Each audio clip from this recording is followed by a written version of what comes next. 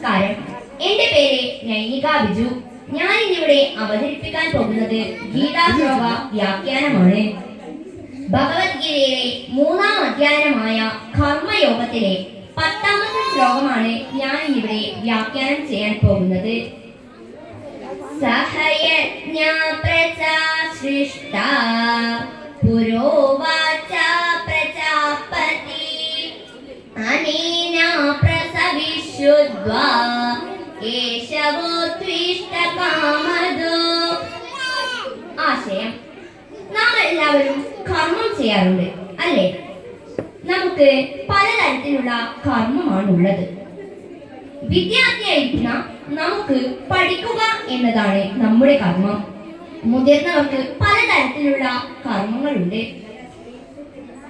പഠിപ്പിക്കുക, ടീച്ചർ. ചികിത്സിക്കുക എന്നതും ഒരു കർമ്മമാണ്. ഇവിടെ ഭഗവാൻ പറയുന്നത്, നാം നമ്മുടെ പ്രകൃതിയിലേക്ക് നോക്കുന്ന സമയത്ത് ഓരോന്നും അതിന്റെ കർമ്മം ചെയ്യുന്നത് നമുക്ക് കാണുവാൻ വേണ്ടി സാധിക്കും. അത് മനുഷ്യരാകട്ടെ, മൃഗങ്ങളായിരിക്കട്ടെ, പക്ഷികളായിരിക്കട്ടെ, വസ്തുക്കളായിരിക്കട്ടെ, എല്ലാം അതിന്റെ കർമ്മം ചെയ്യുന്നുണ്ട്. സൂര്യനും ചന്ദ്രനും പ്രകാശിക്കുന്നതും, വൃക്ഷങ്ങൾ ഫലങ്ങൾ തരുന്നതും, പുഴകൾ ഒഴുകുന്നതും, സമുദ്രം തിരയടിക്കുന്നതും, പ്രകൃതി എല്ലാം സഹിക്കുന്നതും ഇതൊക്കെ ഒരു കർമ്മമാണ്. എല്ലാം ത്യാഗ മനോഭാവത്തോടെ, അർപ്പിതമായ മാതൃവാത്സല്യത്തോടെ, ഒരിക്കലും ആസക്തിയുടെയോ സ്വാർത്ഥ ഉദ്ദേശത്തിന്റെ ഒരു കണിക പോലും നമുക്ക് ഈ ഭൂമിയിൽ കാണാൻ സാധിക്കില്ല.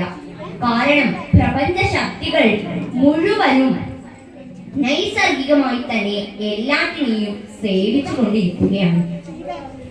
നാം ഇവിടെ മനസ്സിലാക്കുക, എല്ലാവരും എല്ലാവരുടെയും കർമ്മം ചെയ്യുക.